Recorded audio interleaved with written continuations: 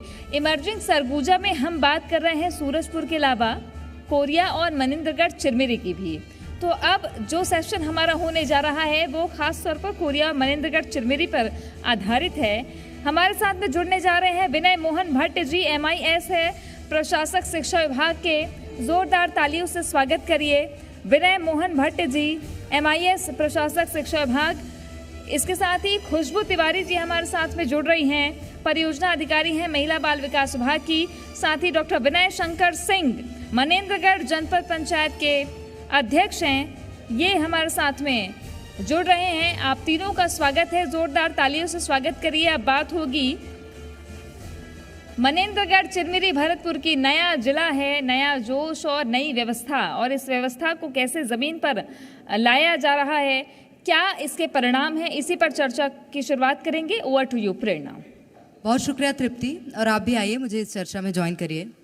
खुशबू जी, सबसे पहले आपसे सवाल लूँगी, क्योंकि महिला बाल विकास विभाग है और आप उसको देखती हैं।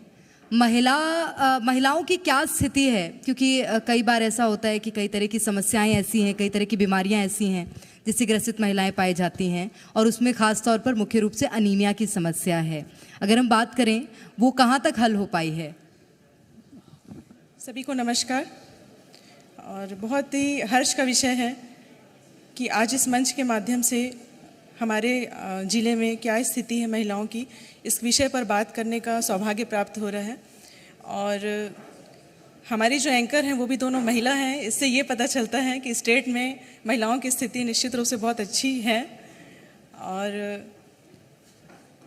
जिस प्रकार का प्रश्न है कि हमारे जो संकटग्रस्त महिलाएं हैं, जो बेघर महिलाएं हैं या जो पीड़ित महिलाएं हैं, इनके लिए शासन ने क्या व्यवस्था की है।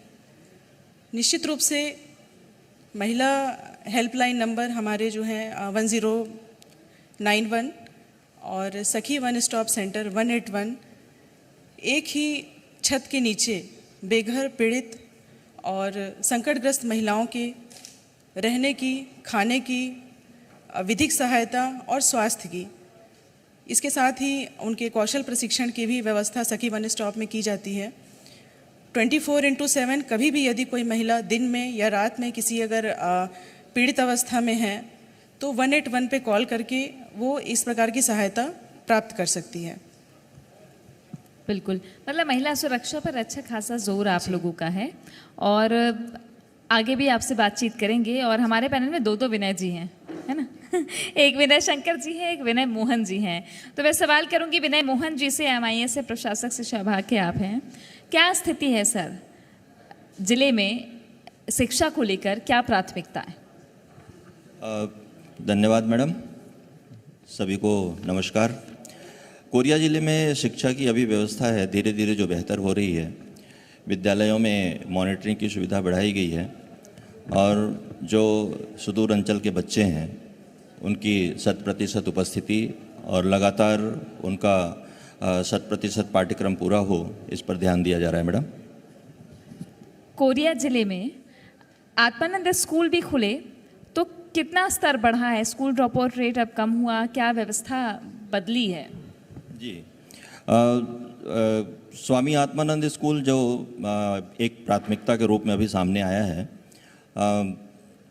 पहले अंग्रेजी माध्यम विद्यालयों में पढ़ने के लिए बच्चों को सोचना पड़ता था, और काफ़ी ऐसे बच्चे थे जो अंग्रेजी माध्यम विद्यालयों में जा नहीं पाते थे। माननीय हमारे प्रदेश के मुख्यमंत्री जी की पहल रही है जिसमें स्वामी आत्मानंद विद्यालय का संचालन शुरू हुआ है। हमारे ज़िले में 8 अंग्रेजी माध्यम के स्वामी आत्मानंद विद्यालय और हिंदी माध्यम के मिलाकर के चल रहे हैं, जिसमें 2637 और 1187 बच्चे हैं जो अंग्रेजी और हिंदी माध्यम में अध्ययनरत हैं। अभी अंग्रेजी माध्यम में जो विद्यालय खुले हैं उसमें अध्यापन की व्यवस्था अच्छी हुई है, बेहतर सुविधा उसमें दी जा रही है। जो हमारे शिक्षक हैं वो काबिल शिक्षक उसमें आए हैं। मैं आपको बताना चाहूँगा, कोरिया ज़िले के लिए एक हर्ष का विषय भी है कि स्वामी आत्मानंद अंग्रेजी माध्यम विद्यालय महलपारा में एक कक्षा 12वीं की छात्रा है जो तेजल सिंह नाम की हैं, जो 96.6% ला करके टॉप 10 में जगह बनाई है मैडम। निश्चित रूप से। और स्वामी आत्मानंद के परिणाम तो सर हैं ही बहुत अच्छे, और उम्मीद है कि आगे भी ये परिणाम इसी तरह से अच्छे होते जाएंगे। विनय शंकर जी, मेरा सवाल आपसे है। मनेंद्रगढ़ क्षेत्र से आ रहे हैं और मनेंद्रगढ़, चिरमिरी, भरतपुर नया नया ज़िला बना है, उसके बाद कार्यशैली में कुछ परिवर्तन आया है क्या सर? निश्चित रूप से सबसे पहले तो मैं जी मध्य प्रदेश छत्तीसगढ़ की पूरी टीम को धन्यवाद देना चाहता हूं कि आपने मुझे अपने मंच पर मौका दिया, और मैं यहां पर अपने नवीन जिले एमसीबी की तरफ से रिप्रेजेंट कर रहा हूं। और निश्चित रूप से विकास के नए आयाम खुले हैं जब से नए जिले का गठन हुआ है, और जब से छत्तीसगढ़ में माननीय भूपेश बघेल जी के नेतृत्व में कांग्रेस की सरकार आई है। हमारा जो जिला पिछड़ रहा था, वहाँ पर विकास के नए द्वार खुल गए हैं। निश्चित रूप से जब जिला बनता है तो उसके साथ साथ बहुत सारे अपने आप योजनाएं वहाँ पर लागू हो जाती हैं, अपने आप वहाँ पर नए विकास के द्वार खुलते हैं, नए सुख सुविधाएं लोगों को मिलना चाहती है। 40 वर्षों का संघर्ष रहा, जैसे कभी हमारे विधायक जी भी बैठे हुए थे मंच पे, और 40 वर्षों का संघर्ष रहा। लोगों ने लाठियाँ खाई हैं, लोगों ने तकलीफ झेला है। उन तकलीफ़ों को अगर दूर किया है, समझा है, तो केवल और केवल कांग्रेस की सरकार ने माननीय भूपेश बघेल जी का बोल्ड डिसीजन, निश्चित रूप से मैं उसको बोलूँगा बोल्ड डिसीजन, क्योंकि यह मांग 40 वर्षों का रहा है और एक झटके में उन्होंने एमसीबी को जिला बना दिया। बिल्कुल, मतलब जिला बनाने के लिए संघर्ष काफ़ी आपने बताया कि अभियान भी हमने देखे हैं, लेकिन आप मनेंद्रगढ़ के जनपद अध्यक्ष हैं। वो जो इलाका है पूरा पहाड़ों से घिरा हुआ, चिरमिरी भी, क्या प्राथमिकताएं रहती हैं आप लोगों की एक जनपद अध्यक्ष के तौर पर? आपने कैसे काम किया इलाकों में अपने? निश्चित रूप से मैं त्रिस्तरीय पंचायती राज व्यवस्था का एक भाग हूँ, रिप्रेजेंट करता हूँ वनांचल क्षेत्र का, ग्रामीण क्षेत्र का। और ग्रामीण क्षेत्र जो भारत का एक अभिन्न हिस्सा है, उसके विकास के लिए, उसके जीडीपी के लिए। और जो लोगों ने मुझे वहाँ पर एक निर्विरोध अध्यक्ष चुन करके भेजा था, किसी ने विरोध नहीं किया, तो उनकी अपेक्षाएं बहुत सारी रही हैं। छत्तीसगढ़ की सरकार बन चुकी थी, कांग्रेस की सरकार बन चुकी थी, और अपेक्षाएं इतनी थी कि जो विकास 15 वर्षों से नहीं हुआ है बीजेपी के शासनकाल में, वह इस शासनकाल पे हो। और मैं आप सभी को बताना चाहता हूं कि आप एक बार जरूर आइए, भरतपुर सोनहत विधानसभा क्षेत्र देखिए, एमसीबी देखिए। मेरा वनांचल क्षेत्र रहा है, केल्हारी जैसा क्षेत्र जो निश्चित रूप से पूरा वनों से घिरा हुआ है। वहाँ पर छोटे से कार्यकाल में आप सभी को पता है कि हम लोग बहुत विकट स्थितियों से गुजरे हैं। कोरोना काल का 2 वर्ष का समय रहा है, जो हमारे पास काम करने के लिए टाइम नहीं था, केवल लोगों के जीवन को बचाने के लिए हम लोग जूझ रहे थे। उस समय को काट करके जो समय बचा हमारे पास, उस छोटे से समय में वनांचल क्षेत्र केल्हारी एक ऐसा क्षेत्र है जो अति पिछड़ा क्षेत्र है, उस क्षेत्र से रिप्रेजेंट करता हूँ। वहाँ पर सामुदायिक स्वास्थ्य केंद्र, उस समय छत्तीसगढ़ में माननीय भूपेश बघेल जी ने 2 जगह सामुदायिक स्वास्थ्य केंद्र की घोषणा की थी, एक पाटन में और एक केल्हारी में। उस छोटे से कार्यकाल में तहसील कार्यालय वहाँ पर खुला, उसके भवन स्वीकृति हुई। उस छोटे से कार्यकाल में वहाँ पर एसडीएम कार्यालय खुला, उसकी भवन की स्वीकृति हुई, कॉलेज भवन की स्वीकृति हुई। तो ये बड़े विकास के कार्य हैं। उसके साथ साथ नागपुर एक क्षेत्र है, वहाँ पर सामुदायिक स्वास्थ्य केंद्र का स्वीकृति हुआ है। और ऐसे कई तमाम बड़े काम हैं जो पहुँच विहीन क्षेत्र हैं। करोड़ों के वहाँ पर पहुँच विहीन मार्गों को मार्गों से जोड़ा गया, पुल से जोड़ा गया। तो छोटे से सीमित कार्यकाल में जो विकास के नए आयाम छत्तीसगढ़ सरकार और कांग्रेस सरकार ने गढ़ी है, तो निश्चित रूप से विकास की एक नई गाथा तो देखने को मिलता है। विकास के तमाम काम मैं आपसे विस्तार पूर्वक जानूंगी आगे, लेकिन अभी खुशबू जी की रुख करूंगी। खुशबू जी, इससे पहले मैंने महिलाओं का जब जिक्र किया, महिलाओं और बच्चों में ग्रामीण क्षेत्र में एक समस्या है सिकल सेल एनीमिया। अगर आपको पता हो तो सिकल सेल में बहुत सारे लोगों को ये जानकारी नहीं होगी। सिकल मतलब होता है हाफ सर्कल, और वो जो सेल होती है आरबीसी, वो हाफ हो जाती है। ये जेनेटिक प्रॉब्लम होती है, लेकिन इसको सुपोषण का आहार देकर दूर किया जा सकता है क्या? और अगर किया जा सकता है तो आपके विभाग की ओर से क्या प्रयास हैं? देखिए, सिकल सेल एनीमिया एक जेनेटिक प्रॉब्लम है। इसमें जो हमारा हीमोग्लोबिन होता है, उसका स्ट्रक्चर हंसिए के शेप का हो जाता है। मतलब जो उसकी एक पावर है ऑक्सीजन कैरिंग कैपेसिटी की, तो वो हीमोग्लोबिन, जैसे एक हीमोग्लोबिन जितने ऑक्सीजन को कैरी कर सकता है, जब वो हंसिए शेप का हो जाता है तो उसकी ऑक्सीजन कैरिंग कैपेसिटी कम हो जाती है, जिसके कारण उस व्यक्ति को एनीमिया का सामना करना पड़ता है। एनीमिया मुक्त भारत बनाने के लिए एक अभियान ही चल रहा है, और मुख्य रूप से देखा जाए तो कल ही के दिन, मतलब 2 अक्टूबर 2019 को महात्मा गांधी जी के 150वीं वर्षगांठ पे मुख्यमंत्री सुपोषण अभियान का प्रारंभ किया गया था इस राज्य में। उसमें 15 से 49 वर्ष तक की जो महिलाएं हैं, उनको एनीमिया से दूर करने के लिए बहुत सारी योजनाएं चलाई जा रही हैं। और ज़मीनी स्तर पर देखा जाए तो उनको पूरक पोषण आहार, जो एक्स्ट्रा मील है, इसके साथ ही गृह भेंट के माध्यम से कि उनको अपने ही घर में जो उपलब्ध सामग्री है, जैसे अभी आपने कुछ देर पहले मोरिंगा पाउडर के बारे में बताया था, क्योंकि मुनगा का पेड़ अपन कहते हैं तो लोगों को लगता है वो इजीली अवेलेबल है, और वही मार्केट में जब वो महंगा मोरिंगा पाउडर मिलता है तो वो परचेस कर लेते हैं। तो फैंसी आइटम से नहीं बल्कि घर पे ही जो उपलब्ध सामग्री है उससे एनीमिया को दूर किया जा सकता है। तो अभी हम लोग बेसिकली एनीमिया को दूर करने के लिए बाहरी प्रोडक्ट के बजाय घर पे ही जो उपलब्ध सामग्री है उसका प्रचार प्रसार कर रहे हैं। और आंगनबाड़ी में भी ये सब दिया जा रहा है। अभी तिरंगा थाली, रंगीन थाली का कॉन्सेप्ट आया है, मतलब आपकी थाली में सिर्फ एक ही कलर का खाद्य सामग्री ना हो, उसमें हरी चीज़ें भी हो, गाजर हो, टमाटर हो और हरी साग सब्जियां हो, दालें हो, मतलब एक मिक्स। अगर हम पर्टिकुलर हर पोषक तत्व को पर्याप्त मात्रा में लेंगे तो निश्चित रूप से हम इससे लड़ पाएंगे। बिल्कुल। और कुपोषण से सुपोषण की ओर छत्तीसगढ़ बढ़ रहा है और कुपोषण की दर में लगातार कमी भी आई है, हमने देखा है। तो निश्चित तौर पे और प्रयासों की ज़रूरत महसूस होती है, जिस पर बात करेंगे आपसे। विनय जी, आपसे सवाल है मेरा। चूँकि शिक्षा विभाग अलग अलग प्रयोग भी करता है, अभी हाल ही में एक घोषणा हुई कि अब AI टेक्निक पर पढ़ाई करवाई जाएगी। तो वो प्रोजेक्ट तो हालांकि रायपुर के 3 स्कूलों से शुरू हुआ है। आप क्या देखते हैं कि आज जो शिक्षा व्यवस्था है, क्योंकि हम कई बार देखते हैं कि स्कूलों में शिक्षा की कमी हो जाती है, बच्चे आंदोलन करने लग जाते हैं, कई बार टीचर्स टाइम पे नहीं पहुंच पाते हैं, तो इन चुनौतियों के बीच में आधुनिक शिक्षा भी लेकर आना है, कैसे करेंगे या क्या विज़न है इसको लेकर?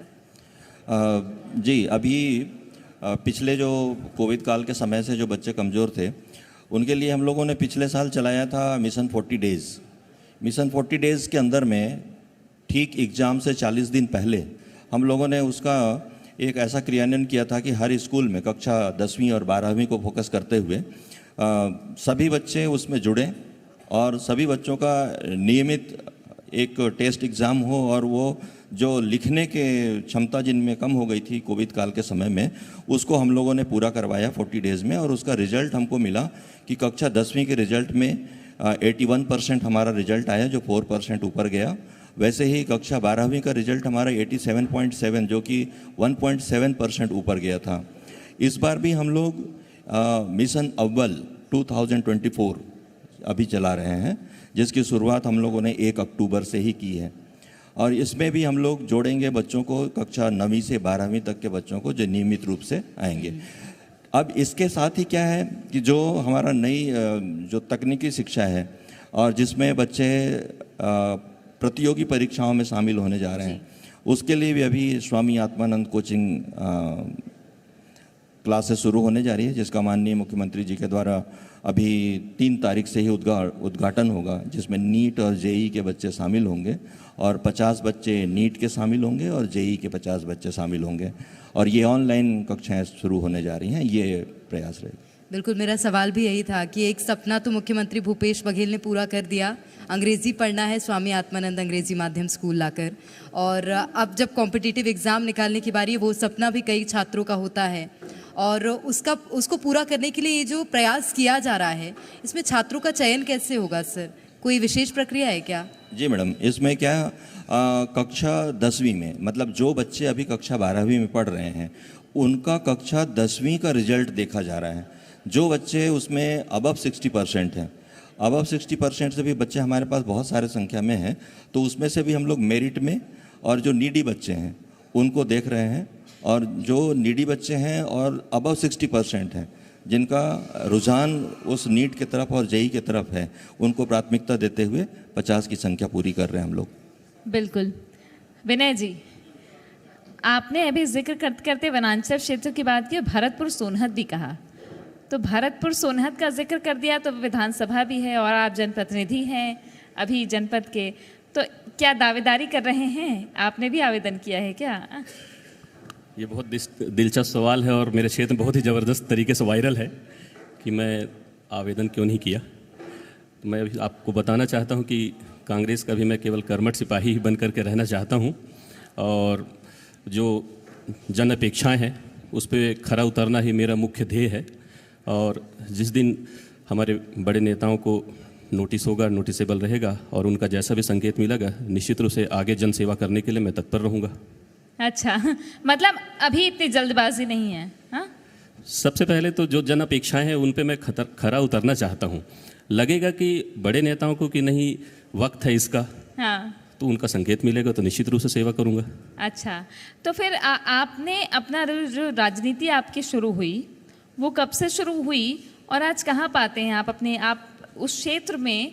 क्या उस वक्त कमियां थी जब आप रह रहे होंगे या आज बदलाव? तो एक जनप्रतिनिधि कोई सपना लेके निकलता है ना, आपने क्या सोचा और क्या बदलाव? देखिए, मैं जब राजनीति में आया हूँ तो ये मेरा अभी 4 साल ही हुआ है। उसके पहले मैं चिकित्सा क्षेत्र से जुड़ा रहा हूँ। मेरे परिवार के सदस्य जो हैं वो राजनीति से ज़रूर जुड़े रहे हैं, कांग्रेस के लिए समर्पित रहे हैं वो लोग। मेरी बहन रही है वहाँ पर जनपद सदस्य, मेरी मदर रही है वहाँ सरपंच।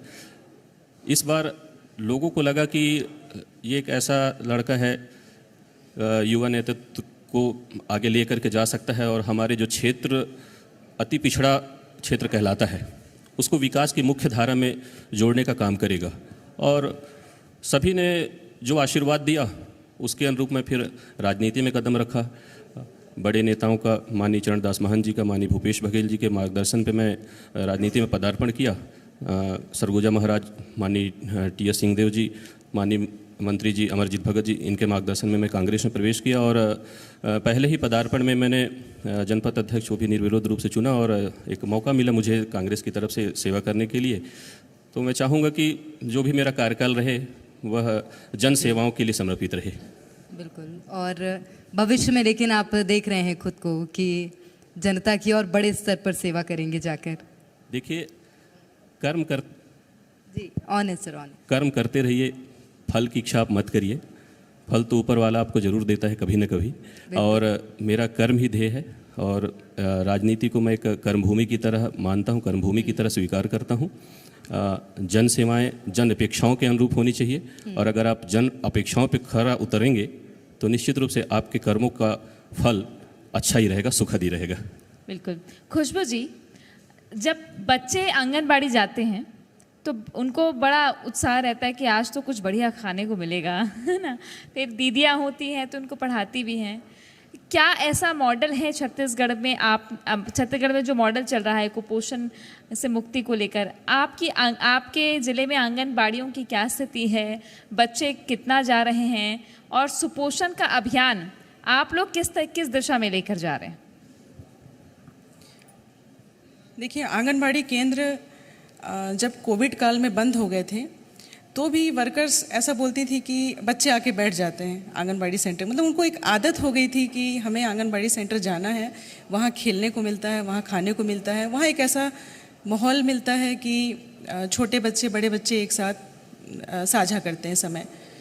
अभी शासन के द्वारा स्मार्ट आंगनबाड़ी केंद्र, मॉडल आंगनबाड़ी केंद्र की परिकल्पना की गई है और डिस्ट्रिक्ट में बहुत सारे ऐसे केंद्र बनाए गए हैं जहाँ पे उनको स्मार्ट टीवी की उपलब्धता और बहुत सारी ऐसी सुविधाएं, खिलौने और एजुकेशन की सामग्री और जो बाल सुलभ चित्रकारी के माध्यम से हम उनको अट्रैक्ट करते हैं। मतलब आप कहीं भी जाएंगे और अगर येलो कलर की बिल्डिंग मिलेगी तो आपको लगता है ये आंगनबाड़ी होगी। तो एक कलरफुल वो दिया गया है, थीम दिया गया है, बच्चे अट्रैक्ट हों, दूर से आने का प्रयास करें। और इसके साथ ही आंगनबाड़ी केंद्र में आने के बाद वहाँ पर भी उनका स्वागत किया जाता है और बच्चों का आंगनबाड़ी वर्कर से इतना लगाव होता है कि अगर वो जिस दिन मिस करते हैं अगले दिन बहुत जल्दी उपस्थित हो जाते हैं।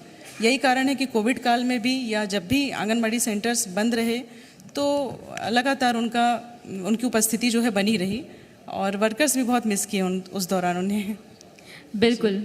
और बच्चे जो भविष्य हैं तो इसलिए उन पर ज़्यादा ध्यान देना बहुत ज़रूरी है। बहुत शुक्रिया आप लोगों का हमारे साथ जुड़े और बातचीत किया आप लोगों ने। तो ये कोरिया समेत मनिंद्रगढ़, चिरमिरी, भरतपुर की बात हमने की है कि कैसे शिक्षा के क्षेत्र में और साथ ही बच्चों और महिलाओं के विकास के लिए कैसे काम हो रहे हैं और जनप्रतिनिधि हैं तो पंचायत के लेवल पे कैसे काम हो रहे हैं। बहुत शुक्रिया। ओवर टू यू प्रेरणा। बहुत शुक्रिया तृप्ति। और सभी मेहमानों से अनुरोध है कि आप मंच पर बने रहिए। मैं मंच पर आमंत्रित करूंगी जी मध्य प्रदेश छत्तीसगढ़ के एडिटर मोहित सिन्हा जी को। सर प्लीज़ आप मंच पर आइए और हमारे आज के खास मेहमानों को सम्मानित करिए। तो आज इस पैनल में हमने चर्चा की किस तरह से ग्रामीण क्षेत्रों में जो आंगनबाड़ी संचालित हो रहे हैं, इसी के साथ महिला और बाल विकास के लिए क्या काम और क्या प्रयास किए जा रहे हैं। इसी के साथ शिक्षा क्षेत्र की हमने बात की, शिक्षा जगत की, और जनपद को लेकर हमने बातचीत की, और इसी के साथ अन्य तमाम क्षेत्रों को लेकर बातचीत हमने की है। इससे पहले भी हमने राजनीतिक मुद्दों पर बातचीत की, लेकिन ये पैनल खास इसलिए क्योंकि सूरजपुर ग्रामीण ज़िला ग्रामीण क्षेत्र माना जाता है, और यहाँ पर ग्रामीण वर्ग के लिए और उनके उत्थान के लिए ख़ासतौर पर जो गांव में महिलाएं हैं जो कि कुपोषण का शिकार है, जो बच्चे हैं जो कुपोषण की समस्या से ग्रसित हैं, उनके लिए क्या प्रयास हो रहे हैं, उन तमाम बातों का हमने आज जिक्र इस पैनल के माध्यम से और इस बातचीत और चर्चा के माध्यम से किया था। तो खुशबू तिवारी जी थी हमारे साथ, विनय शंकर सिंह जी थे और श्री विनय मोहन भट्ट जी इस चर्चा में हमारे साथ थे।